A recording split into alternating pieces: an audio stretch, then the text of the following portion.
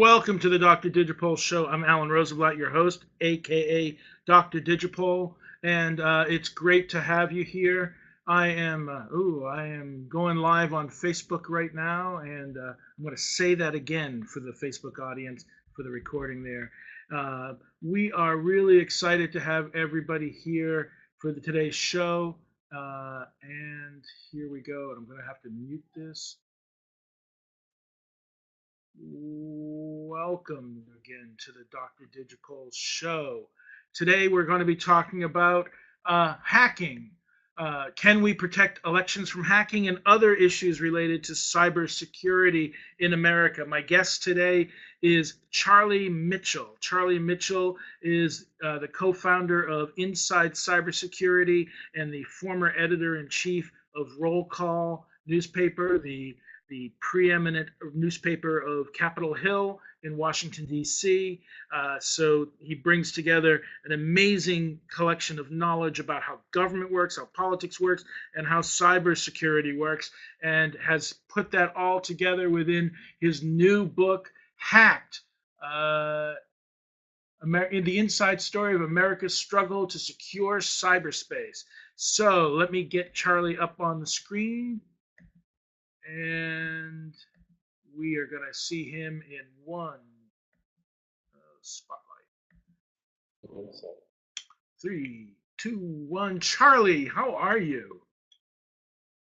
Hi, Charlie.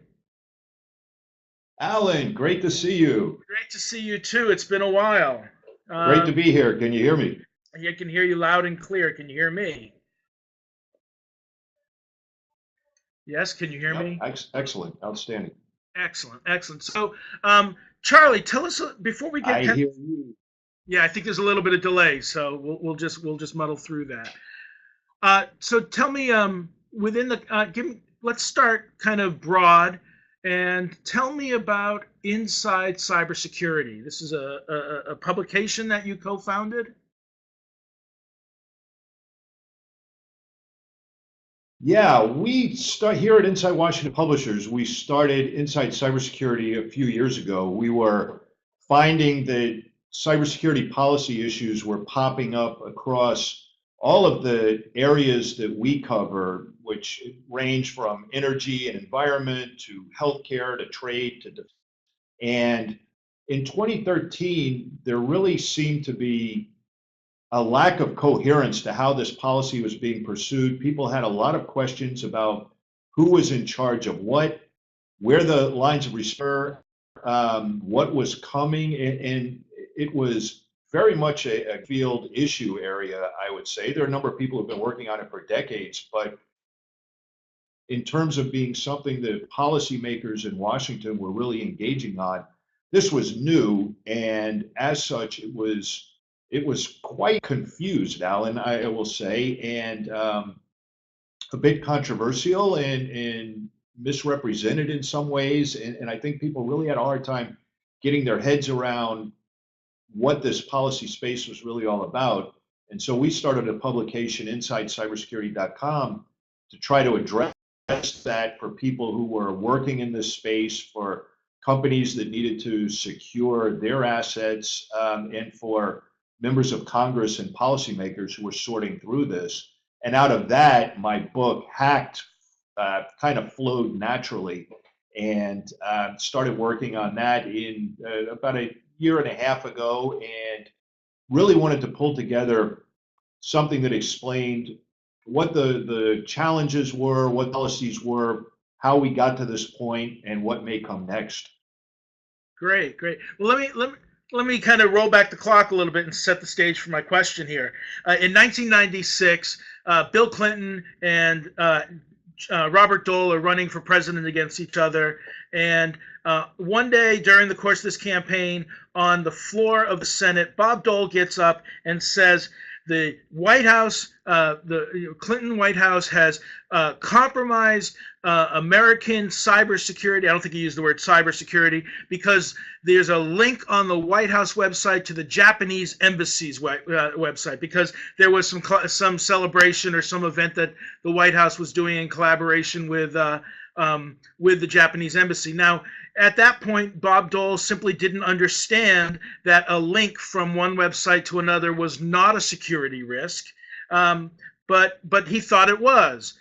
So tell me, I've read this piece that you sent me about sort of the transition of what a democratic Senate would look like if the changing leadership happens and all the different chairs of the relevant jurisdictional committees change.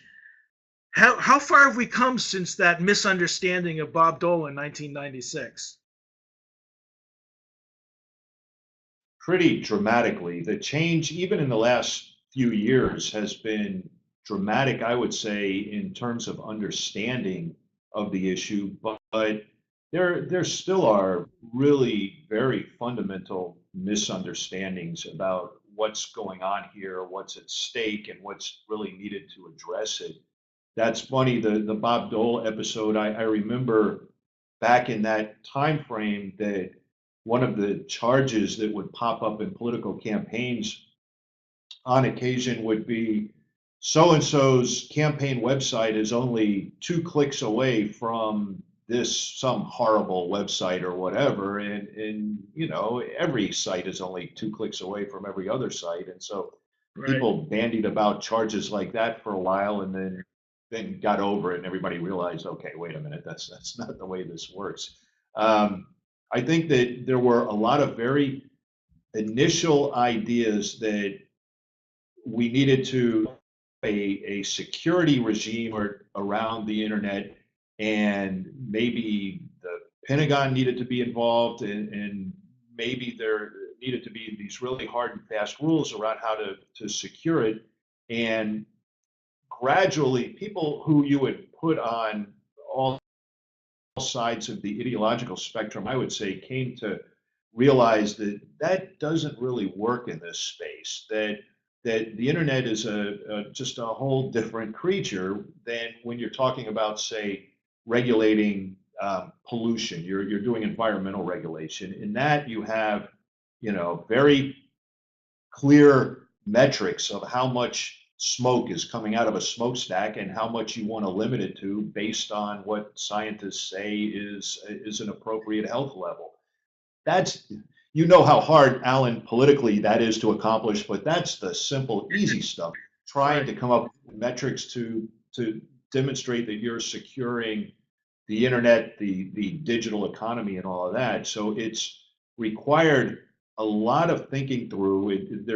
There have been hundreds and hundreds of hearings on Capitol Hill related to this. I mean, anywhere from 88 to 120 committees and subcommittees claim some aspect of cybersecurity jurisdiction, and every one of them wants to talk about this topic in some way, shape, or form. And so there have been a lot of conversations, and a lot of it, somebody who is very savvy about these issues, like yourself, would probably bang your head and say, my God, what are they talking about here?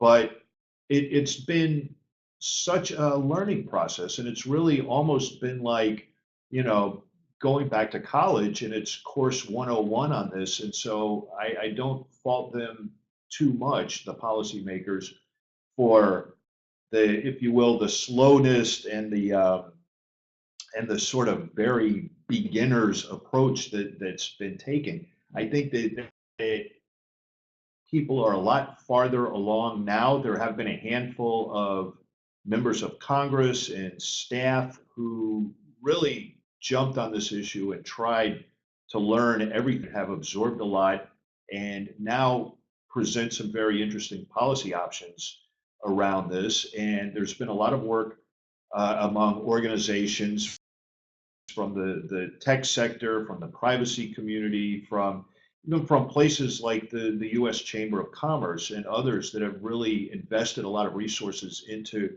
trying to figure out where we should be going.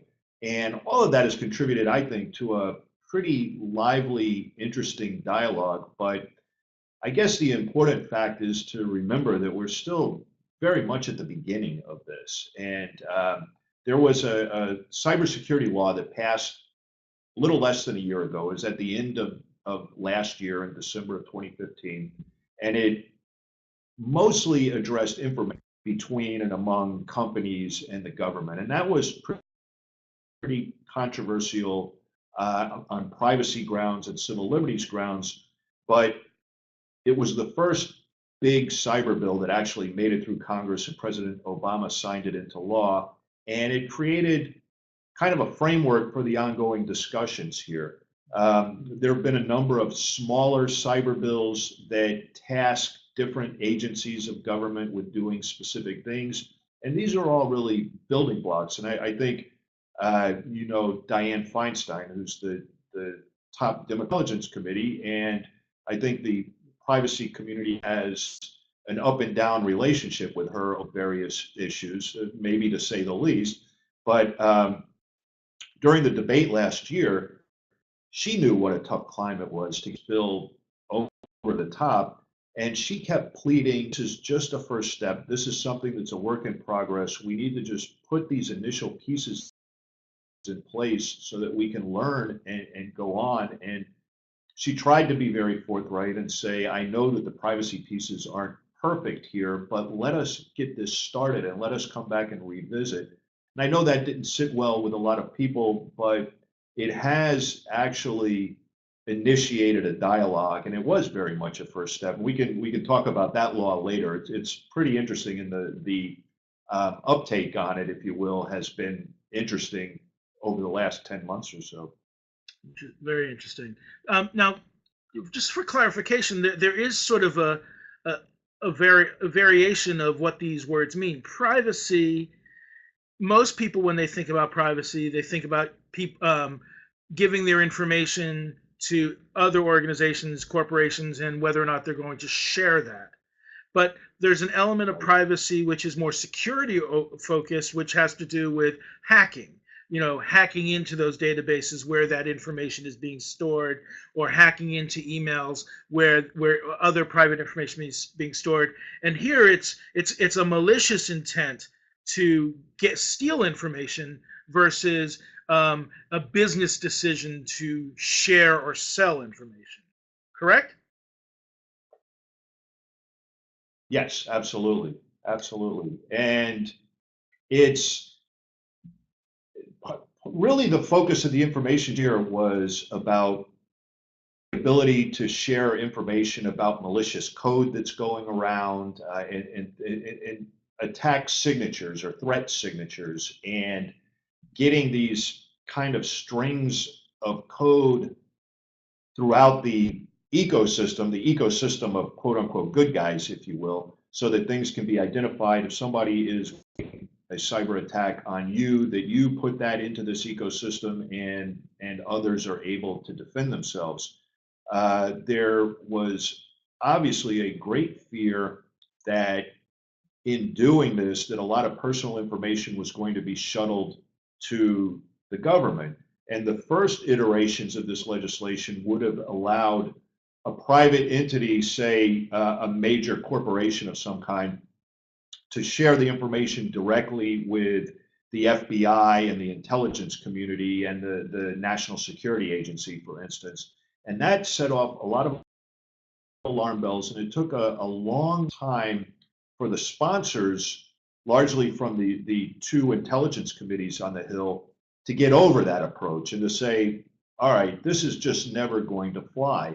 And it was a real line in the sand for civil liberties groups, for privacy groups, and for a lot of people who you wouldn't really expect to be in that camp, but just felt uncomfortable that there wasn't going to be safeguards around what a company could just send over to the FBI, for instance. And that, you know, even if the intention wasn't there to do anything untoward with your personal information, the prospect of it was a little bit frightening. And so it was a multi-year process. Really, it was narrowed down, and a number of warning lights and all were put into the process. And finally, the law was set up so that if you're a company sharing with the government, you have to share through what they call a portal at the Department of Homeland Security, and that may raise a grin of, oh gosh, those are the guys who are going to protect our personal information. But in fact, DHS was looked at as the most capable of this. And part of the reason is that they don't, they don't have investigative powers in a law enforcement sense. They're not intelligence gatherers. They can't turn around, if you're a company, they can't turn around and regulate you because of something that you shared with them. And so that actually brought down a little bit of the stress level about this sharing with the government. And then they created a process where the form in which you share information is supposed to be stripped of what you know as PII, personally identifiable information. You're supposed to, as a private entity, to strip out. And if somehow you fail to do that, there's a step at DHS to strip out this information before it gets shared within the government to actually be used to stop cyber attacks. Now, that's the way the system is supposed to work. And I think the jury is still out on, number one, how well the privacy protections have worked. And we're going to be very interested to see some reports that are upcoming on that. And number two, on whether this whole system has created enough sense of security for companies, private citizens, whoever, to actually participate in it and to create this information sharing ecosystem that the security experts say is essential to defeating, say, nation state actors in cyberspace like North Korea or Russia, if it's a bad hairdim or whatever. Companies haven't decided to get in. They are not convinced that the water's warm, and they're not jumping into this process. And the reasons, I believe, are they're still not comfortable with what government will do with the information or how effective this process will be, or that they won't somehow end up getting sued by sharing this or getting, regulated or whatever. So it's still a very, very open question.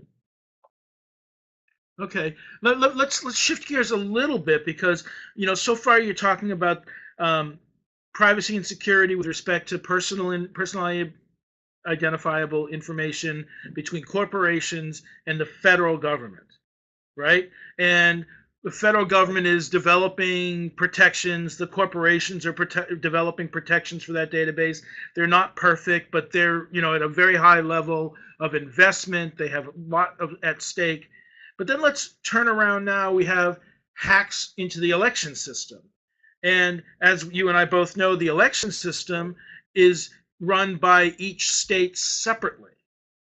And so what's happening at the federal government, what's happening in the corporations, isn't necessarily the kind of protections that are in place in Arizona, in Maine, in Illinois, in Florida. In fact, what protections would be available in those states would be different, correct? That is correct. And there was a call for DHS to declare the national election system critical infrastructure, a designation that triggers a couple of different things. But that really sank as quickly as it was floated, because as you just said, there isn't really any such thing as a national election system. We have 50 state election systems plus the District of Columbia plus all of the localities. So it doesn't exist, and you can't just, we're going to regulate that. Right. And no one had any interest in DHS running the election system. Well, it's interesting that you say nobody has any interest in it. We have to remember that this decentralized electoral system that we have was designed long before the internet existed. Absolutely. And long before electronics existed. And it was, all part of this, sovereignty of the states within the larger United States constitutional structure. And, while we've seen in other debates, obviously in the gun control debate, the whole issue of, was the context back in the founding fathers when they formulated the Second Amendment, is that applicable today?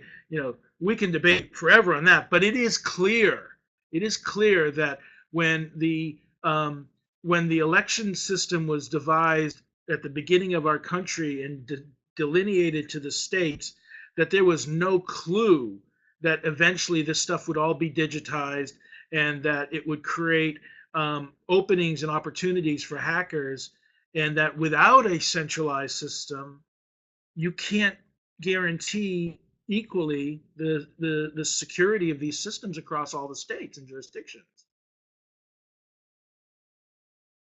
Right. Well, that's a really interesting, Alan. It gets at something that pops up over and over and over in the cybersecurity policy area, and that's okay. That's a great point, but who would do it, and who would be in charge of it, and what authority are we going to invest that agency entity with? DHS in this particular case, DHS offered a variety of tools to the states, and it did get out there fairly aggressively and said, we have all of these things, you can take advantage of it. I know that at least 33 states, as of last week, had said, yes, we want to take advantage of these tools. They allow you to go through and run diagnostic tests on your system, and they show you what to look at, and DHS will send in what they call flyaway teams that'll come in and check everything out and kick the tires and all that stuff. I was kind of shocked that only 33 states took them up on it. You would think it would be a no-brainer, because if something happens, the governor of that state is going to be left to explain why, they turned down this offer of help to secure the system.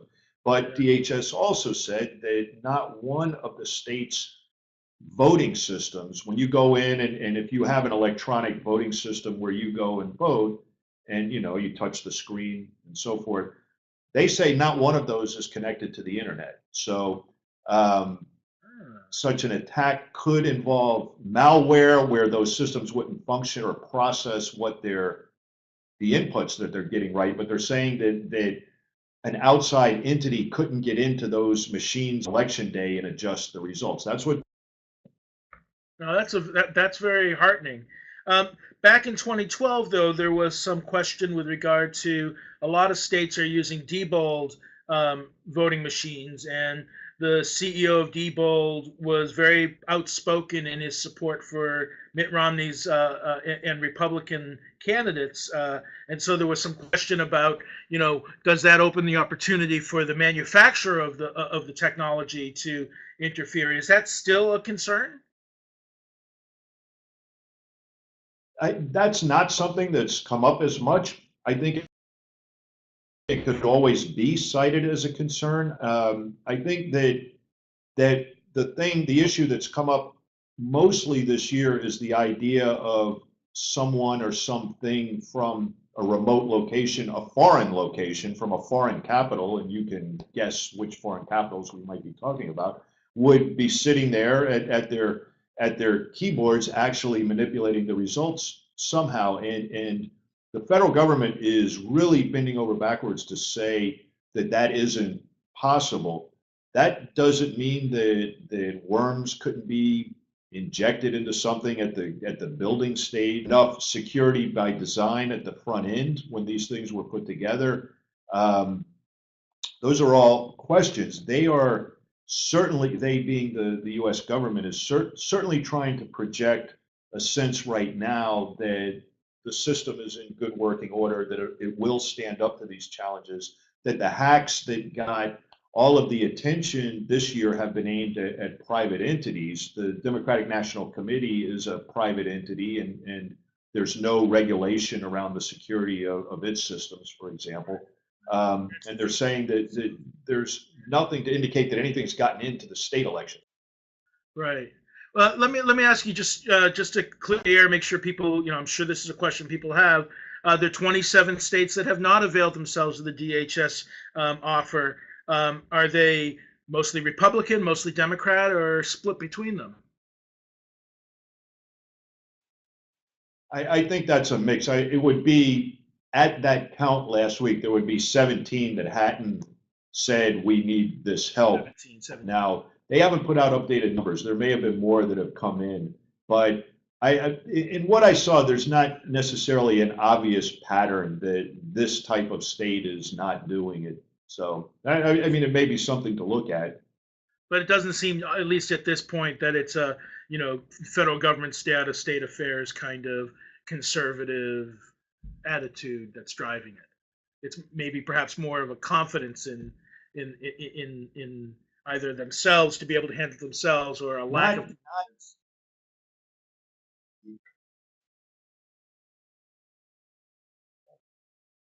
right. I think that's right, but I'll certainly be interested in looking at the data and be into that a little bit. Yeah, yeah. So let's talk a little bit about what the election will mean for cybersecurity. The article you sent me really, I assume you wrote it or you had a hand in writing this, really digs into um, right now with the Republicans in control of the Senate and Congress. It's primarily the Intelligence Committee in the Senate, and I would imagine the Intelligence Committee in the House, that are really focusing on cybersecurity. But as you say, potentially the health committee with health and human services kind of stuff, they have a concern for a HIPAA related security. Judiciary Committee has a potential oversight expectations with regard to FBI and other kinds of law enforcement. And there are a few other committees that you mentioned, and that in the event that Hillary Clinton wins the election, if that's what the outcome is, it would, and is able to pull the Senate with her, it would change the chairmanships of all those committees. What would be the implication of that? Would it make things more complicated, more convoluted, or would it help to focus more attention and hopefully more effective resolution to it?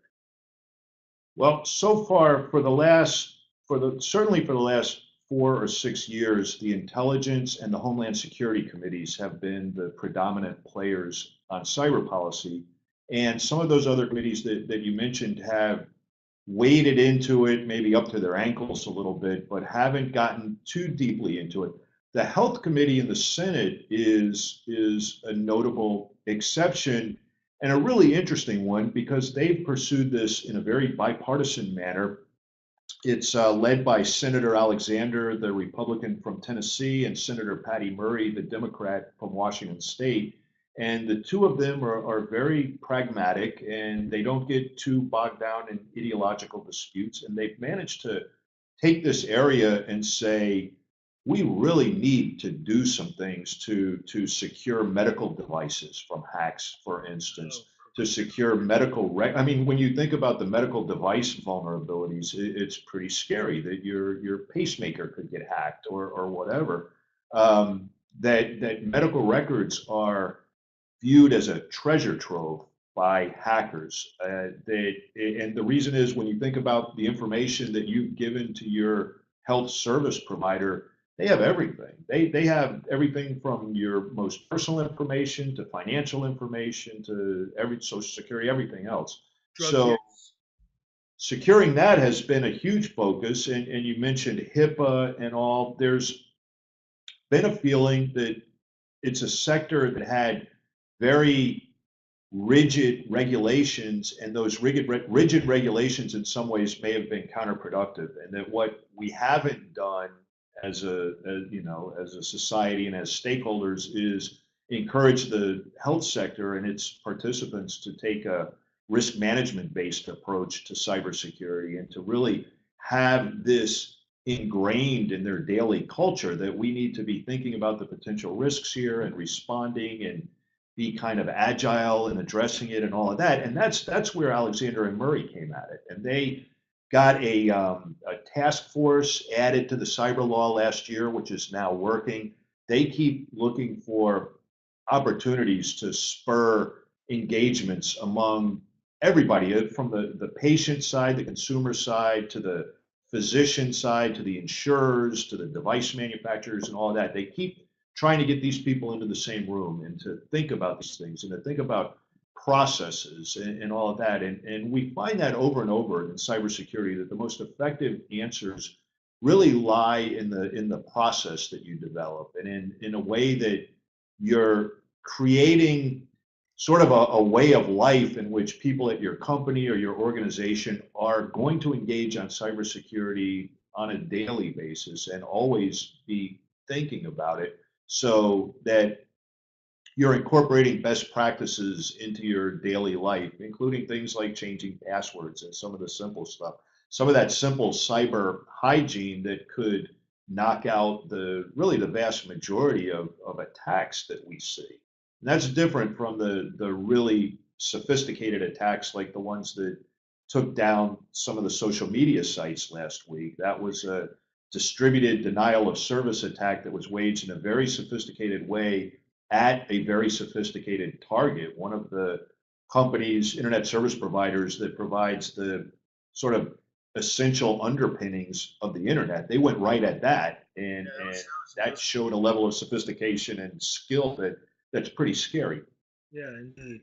Well, I know you have a print copy deadline that you have to get to, so I'm going to let you go, but I want you to answer one question really quickly before you go. How worried should people be about the cybersecurity associated with the election? I do not think that we are going to have a cybersecurity event that's going to have an impact on the election. That's kind of my bottom line thought on this. I could see the possibility of something happening along the lines of what happened last week that would be a distraction, and it would be a shame, but it wouldn't be getting at the essential core of our electoral process, which I think will work as advertised. Well, I really appreciate that, and that's a good vote of confidence, and especially given what you were saying, that those systems are, by and large, not connected to the internet. That's very heartening. So thank you very much, Charlie. As always, it's always amazing to talk to you, and this work that you've been doing on cybersecurity is really fantastic, and certainly a topic whose time has come, and very important for you to be doing this. Thank you. Great. Thank you, Alan. It's great to be with you. Thanks. All right. We'll talk soon. Take care. And now we're going to shift to our trending in politics segment. Let me bring my colleague Ben Barnett up on the screen. Benjamin Barnett, my old friend, my old multi-time business partner, and partner in crime in many ways. Where'd you go, Ben?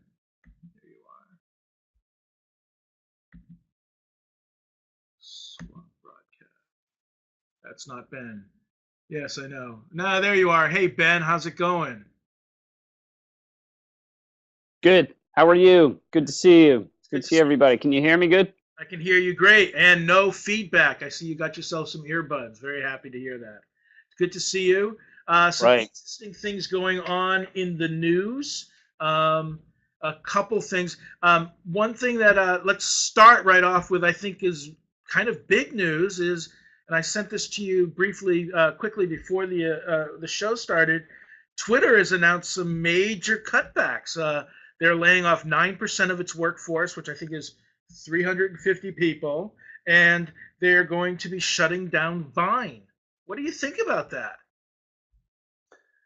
Well, they also said that they expected profitability next year with this type of moves. So I think that they're looking to make profit and answer some people.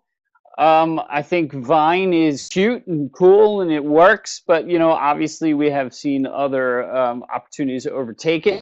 Yep. They don't need it.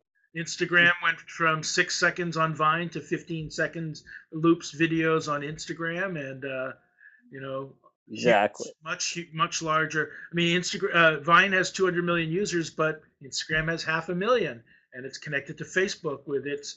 Vine has 500 million connected to Facebook's 1.6 billion.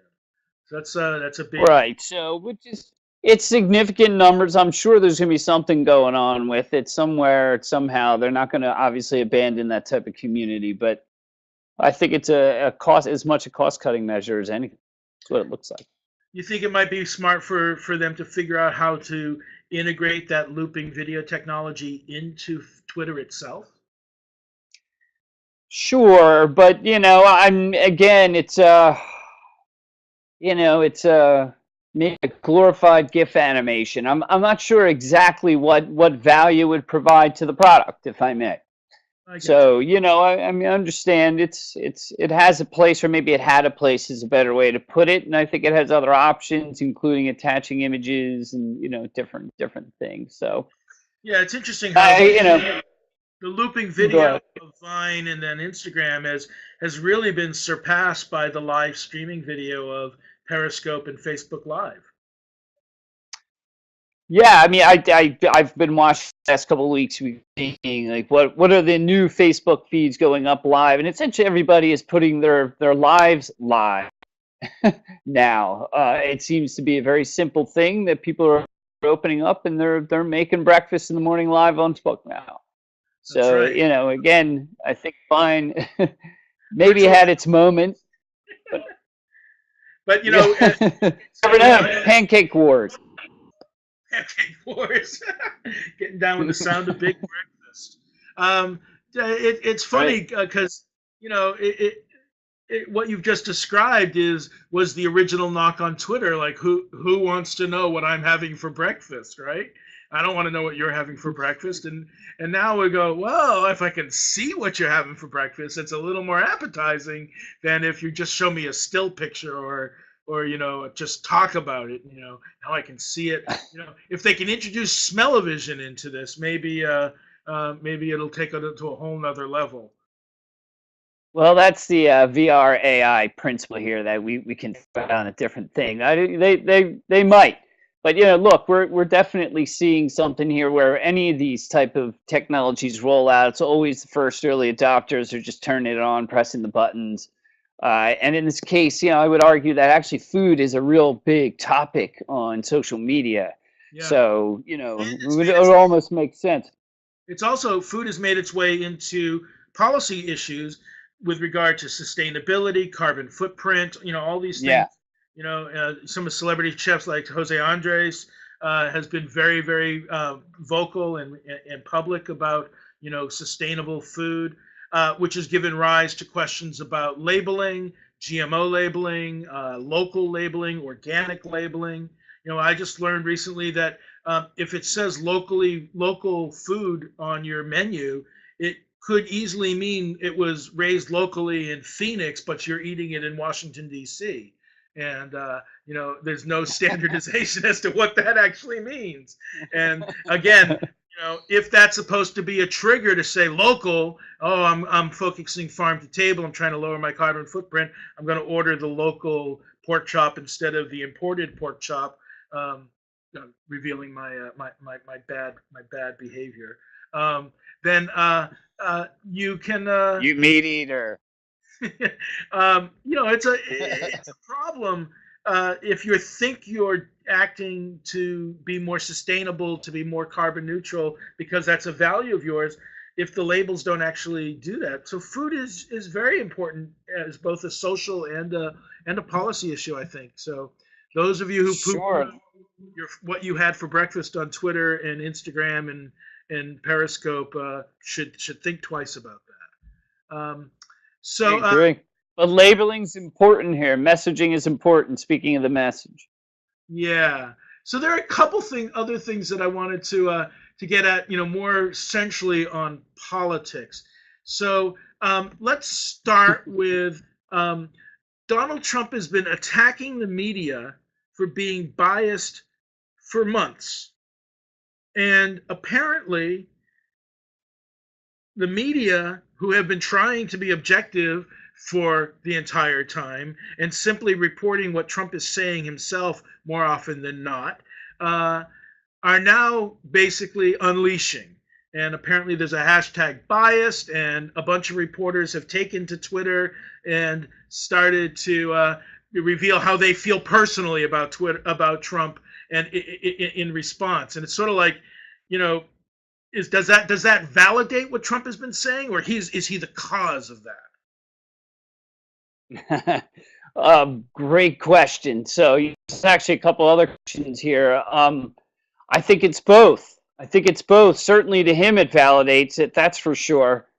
He's definitely, self-fulfilling this prophecy here himself by believing that. But, it definitely, I have to admit, brings the question up is, where is the place of that journalist, that person reporting the news, and then where does their personal opinion, step in? Obviously, I was noticing a lot of the editors were reaching out saying, ask not to put their opinions up on Twitter and Facebook. So there's a back and forth going on right now with that. I mean, I am of the absolute belief that they have to bring out their bias if in fact they have one. So, and maybe the question is this in fact bias?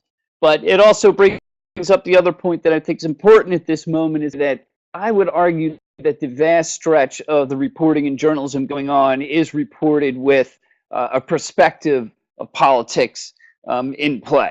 Left or right or libertarian, whatever, green, whatever the party in question, but they're certainly coming from that approach. They might be registered, in that party, even though they're a journalist. Maybe they should be registered independents. A lot of so yeah, I mean, I think this is right. Well, I mean, I would hope so. I don't know that number, but I would like to believe that would be the case.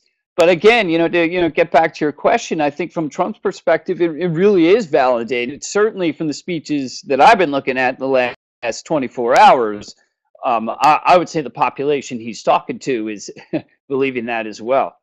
Yeah, but you have to wonder if there are any new people buying into it, or if it's just validating the opinions of people who've always held these opinions. I've always thought that the notion of objective journalism has been a myth, that there's always decisions on what to cover, what not to cover, what gets cut out of a story, what doesn't get cut out of a story. It's hard to strip away your biases. You do your best to document and corroborate and multiple source your facts in your story. That's a good thing, but beyond that, it's hard. And in a way, I've often argued that it's actually better to be transparent about what your biases are, so that people can incorporate that into what they read from you. I know that I'm a professor on the side, and I teach courses, and I tell my students, look, I'm progressive, and that will come out in some of my comments. I will never grade you on your politics. I will only grade you on whether or not you are, in this case for campaign strategy, on whether or not you've developed a good campaign to present and convince people to adopt your perspective. Even if I disagree with it, there are good campaigns and bad campaigns. And so I really try to stress that, and I encourage them to let their biases come out in a constructive way in the classroom. And I think that that's really important, that it be constructive, that you may know my biases, but here's the evidence that I'm presenting, and I want you to understand that this is evidence, and even though I may have a bias, let's talk about the evidence in the context and with the understanding that I have my own bias. Looks like we have a question. Right. Well, look, can I comment on that before you go?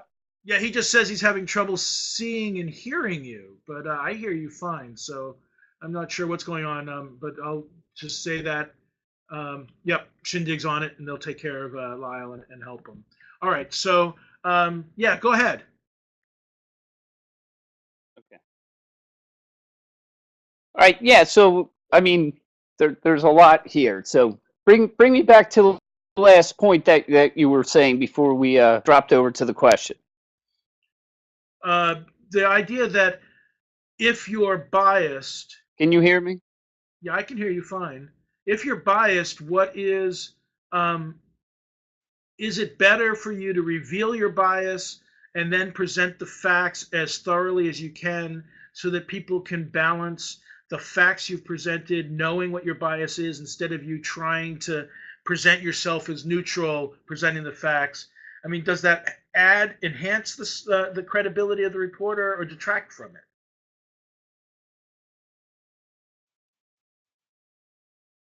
Well, okay, so you're talking about a bunch of things, like we were saying. So you have the reporter, and then you have the reporter, the business that the reporter's working for. So I think we have two different questions going on here. So the answer is, yeah, I think you do have to reveal your bias. I think it is important that, whoever's viewing whatever it is that you're writing or reporting on TV or radio or the internet is in some way connected to your opinions that are already out there, for example. So, for example, on this show, there are links to blogs and Twitter feeds and Facebook pages that give anybody who's interested to see what I have to say or you have to say the ability to form an opinion based on what we've been saying. So I think what maybe we're also seeing here is that the editors reacting to the reporters are not really understanding and being realistic about where maybe even journalism is right now, based on that type of argument and standing that type of ground. If for the second point that it's inevitable, I can't see any reporter having nothing but a CNN profile online, which would be the only way that individual would interface out there on the internet. Unless these news outlets are going to clamp down on every available option in which you and I can connect to the internet at all times, it's not possible that they can have that reporter not say something. It's also even if by accident many times. So that's the second point, is that it's inevitable. I think you're right, and it's more than that. It's not even recommended. I mean, these days the value that a reporter brings to their outlet has as much to do with the quality of their work as it does to do with the number of eyeballs they bring to the article themselves. Reporters have to build up their own audience, and they do that by engaging their audience, and that is a combination of providing high quality content and connecting with them on a personal level. And you can't get personal if you don't reveal your biases. It's not authentic. I look at Fareed Zakaria or some of the hosts of these the reporters. They report, but then they turn to the camera. They have a camera set aside over here. I'm going to talk to you now as me, as opposed to with my reporter hat on. And they try to differentiate between the presentation of facts with the presentation of their opinions and help you navigate who they are.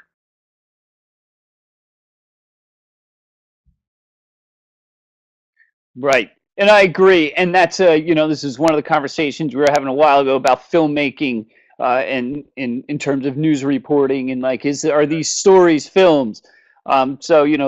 So I agree with that. And I like the idea of, for example, the Fareed example that you just gave in terms of turning to the camera to say, all right, now this is my perspective. But remember, too, that's definitely a discussion in an editorial team and an editorial board. It's a business decision that's made right there to make something like that happen. So, it's a collective approach to how journalism can be presented, I think, right now. And I think it's a great idea.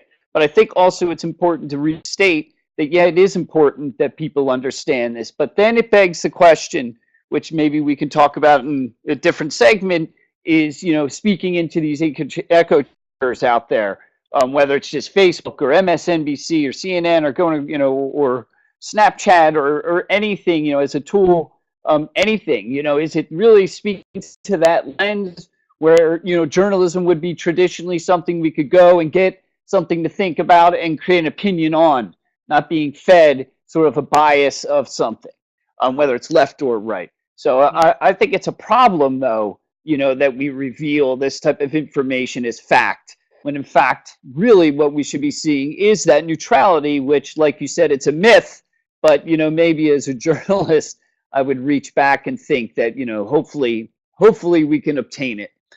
So yeah. Perhaps it's a bit idealistic, but in this vast world of the internet, where we have a million opinions, and we were talking about Twitter, biased reporters on Twitter don't hold back. They're using Twitter, for example, not Facebook. So there's this, this need almost by these reporters to do this in one way, as the new way to write journalism, new way to promote it. But on the other side, it does create a bit of an island, many islands out there on opinions, and where do we draw the line here? Yeah. We're watching it happen here, I think. So we'll see. We'll see. It'll be a good show after the election. So, a friend of the show, former guest Lisa Marie, is in the audience today, and she shared a question by text. And if you want to get on cam, I'm happy to put you up, Lisa. Just IM me and let me know. But she was referring to, sometimes the content that's being shared is startling content or entertaining content, easy to digest sound clips, and these are, designed to create emotional responses in the audience. That's very different from straight news. I'm gonna put Lisa up to expand a little bit on this. Hello, Lisa. It's good to see you again. How are you? I'm having trouble hearing. Uh-oh. Nope, not. All right, so yeah, the audio is not coming through, Lisa, but I see that you've typed here. Oh, now I can hear you. No, I just hear myself.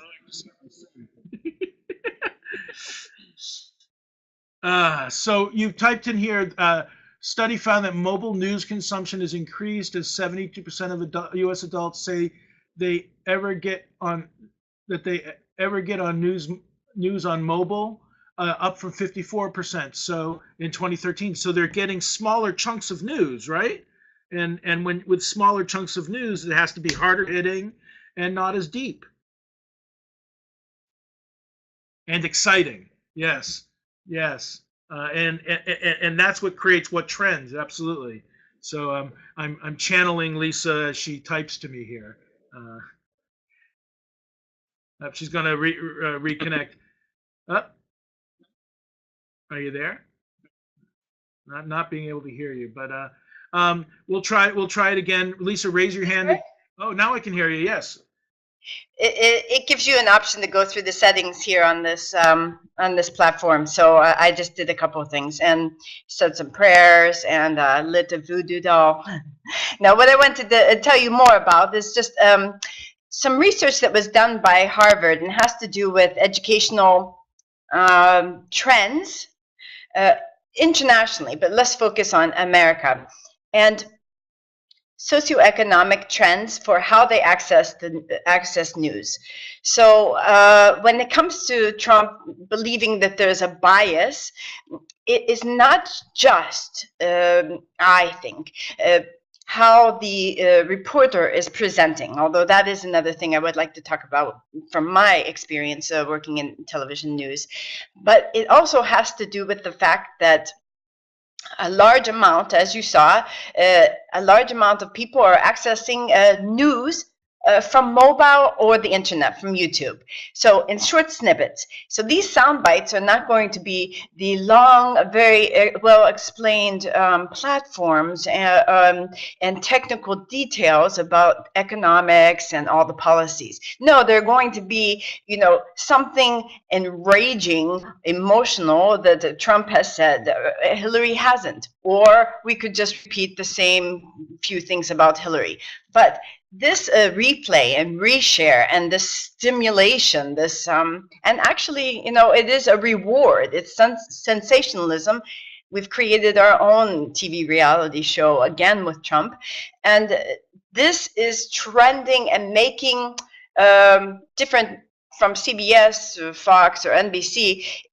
When you sit right before the let's say 3 hours before the evening news, you all discuss what's trending, what's exciting, what the other people are saying, what they're going to be reporting on, and then you say, okay, we should cover this, this, and this. And it really, again, has to do with what's going to attract the audiences. So if Trump did say something which could spur a lot of discussion, whether it be half hatred or mostly hatred, then do you think that news network is going to not cover it? Of course, they're going to have to cover it, whether they want to or not. And it's not just how the reporter is going to report it, because many times the reporters don't write the scripts.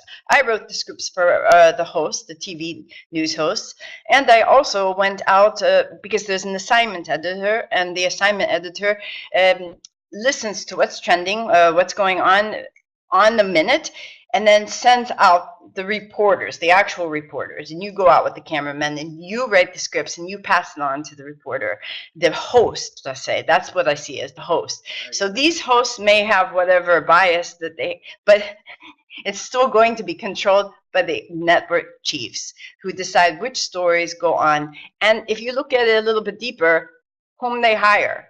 So when I work with when I used to work with the general manager, of course he's going to hire like-minded people. He's not going to worry about trying to balance it out. Even though I did my one of my undergrads in journalism, where my professors from Wall Street Journal were like, you must be very unbiased. You can't say anything that would show that you have a slant one way or the other. That isn't the case when I started working for Fox. So it has to, there's no reason why television anymore has to be unbiased. It's just about selling a story and making it exciting enough to keep the viewer. Because if you don't say something exciting, they're just going to turn the channel to something else. Well, short short concentration. Yeah, very interesting. There was this. I'm gonna I think I'm getting feedback, so I'm going to take you off the screen.